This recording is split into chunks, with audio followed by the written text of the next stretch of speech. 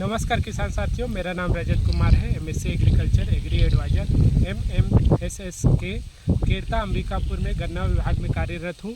आज हम एक बहुत ही महत्वपूर्ण विषय के लिए यहाँ फील्ड पे आए हैं और वो बहुत ही महत्वपूर्ण विषय है कि सॉइल टेस्टिंग के लिए सॉइल सैंपल किस प्रकार से लें। आज हम पूरा प्रोसेस आज प्रैक्टिकल करके दिखाएंगे कि सॉइल सैंपल कैसे लिया जाता है। और आपको ये भी जानकारी मैं देना चाहूँगा कि जब आप सॉइल टेस्टिंग करवाते हैं तो उसके क्या क्या फ़ायदे हैं, कब कब आपको कराना चाहिए, कहाँ आप सॉइल टेस्टिंग के लिए अपना सैंपल को आप दे सकते हैं कि अच्छी आपकी जो है सॉइल टेस्टिंग हो पाए। तो सबसे पहले मैं आपको बता दूं कि फील्ड में जाने से पहले, सॉइल सैंपल लेने से पहले मैं आपको बता दूं कि आपको कुछ सावधानियां जो है आपको सॉइल सैंपल लेते हुए रखनी चाहिए। वो क्या क्या सावधानियां हैं या वो क्या क्या बातें हैं जिसको आपको याद रखने की ज़रूरत है। सबसे पहले तो आप जो है जैसे मेड़ के किनारे हैं, मेड़ के किनारे से आप सैंपल ना लें, और जैसे पेड़ है और पेड़ के छाए के नीचे से आप जो है सॉइल सैंपल ना लें। जैसे नाली है उसमें पानी भरा हुआ है या गीली मिट्टी है, वहाँ से आप सॉइल सैंपल ना दें। Thank you. सो हम आ गए हैं फील्ड में और हमको क्या क्या आवश्यकता पड़ेगी सॉइल सैंपल लेने के लिए। हमको मार्कर चाहिए, हमको स्केल चाहिए, हमको एक फावड़ा चाहिए या अगर आपके पास है तो अच्छा है, और हमको सैंपलिंग बैग चाहिए या और एक बोरी चाहिए या प्लास्टिक ट्रे भी आप यूज कर सकते हैं। सो हम V-शेप मेथड से अभी सॉइल सैंपल लेंगे। तो आइए हम कैसे लेते हैं सॉइल सैंपल देखते हैं। तो यहाँ पे पहले ज़मीन को आप साफ़ कर लेंगे, जहाँ से आपको लेना है घास और जो भी ऊपर का है उसको आप साफ़ कर लेंगे पहले इस प्रकार से। घास नहीं रहना चाहिए या पत्ती का जो है पत्ती नहीं रहना चाहिए, सूखी पत्ती, इसको आप साफ़ कर लेंगे कंकड़ उंकड़ को ऊपर से। फिर आप V-शेप का उसको गड्ढा करेंगे, चलिए गड्ढा कीजिए।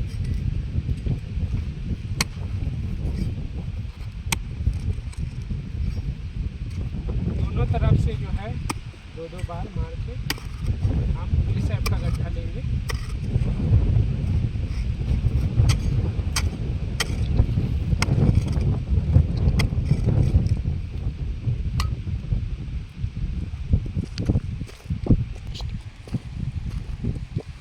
तो इस प्रकार से आपको गड्ढा कर लेना है और गड्ढा में आपको नाप के देखना है। यदि आपका जो जिस क्रॉप के लिए आप ले रहे हैं, जैसे शुगर केन के लिए ले रहे हैं, मतलब गहरी जड़ वाली के लिए आप ले रहे हैं, तो 20 से 22 सेंटीमीटर तक आप गहराई ले सकते हैं। जैसे कि ये देखिए 20 सेंटीमीटर का हम लेंगे गन्ना के लिए।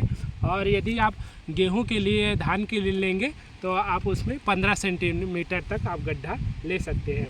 और अभी हम लेंगे, देखिए यहाँ से 2.5 सेंटीमीटर की तक हम इसका सैंपल लेंगे।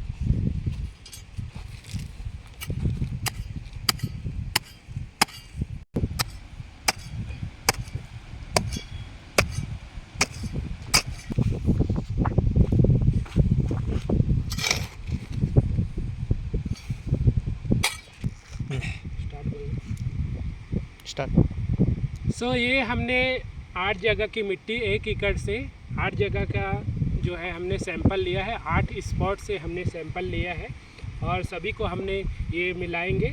और इसमें पहले हम मिलाने के बाद इसमें से जो भी जो पत्थर है, कंकड़ है और पत्ती का जो इसमें है पत्ती वगैरह और जो घास वास है वो सबको हम इसमें से निकाल लेंगे। ये ऐसे हम मिक्स कर लेंगे अच्छे से और फिर इसको 4 भाग में हम बांटेंगे। ये हम 4 भाग में इसको बांट लेंगे। हमने 8 स्पॉट से मिट्टी लिया है, उसको 4 भाग में सबको मिला दिया है। मिट्टी को 8 स्पॉट की मिट्टी को हमने मिला दिया है, उसको 4 भाग में हम ऐसे डिवाइड करेंगे और कोई भी 2 भाग हम जो है हटा देंगे। आमने सामने का ये 2 भाग हम हटा देंगे, 2 भाग हम फिर से रखेंगे। ऐसे करके हम ये प्रोसेस जो है हम तब तक करेंगे, ये प्रोसेस को जब तक ये आधा से लेकर 1 किलो तक ये मिट्टी हो ना जाए।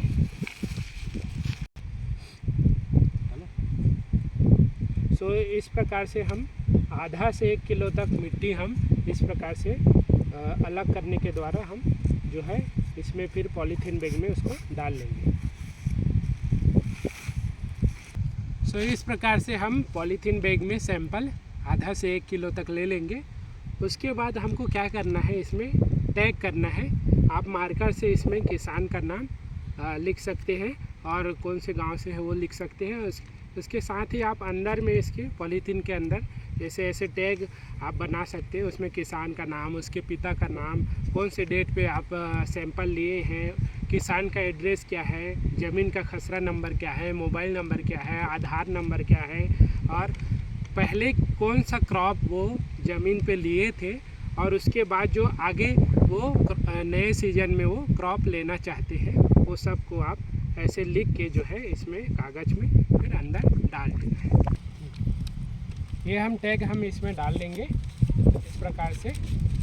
और ये सैंपल लेने के बाद आपको जांच कहाँ कराना है, हर एक ज़िले में जो है डीडीए ऑफिस के पास ही आपको जो है सॉइल टेस्टिंग लैब आपको मिलेगा। वहाँ आप सॉइल टेस्टिंग होता है, वहाँ पे आप अपना सैंपल सॉइल टेस्ट के लिए दे सकते हैं। या हमारे छत्तीसगढ़ में IGKV इंदिरा गांधी कृषि विश्वविद्यालय में भी इसकी फैसिलिटी अवेलेबल है और ज़िलों में और कई जगह जो है इसकी फैसिलिटी अवेलेबल रहती है। तो उस हिसाब से आप देख के कर सकते हैं। कई प्राइवेट जो लोग हैं, जो स्टूडेंट हैं, वो लोग भी सॉइल लैब खोल के रखते हैं, तो वहाँ भी आप जो है अपना सैंपल सॉइल टेस्टिंग के लिए दे सकते हैं। और आशा है आप सभी को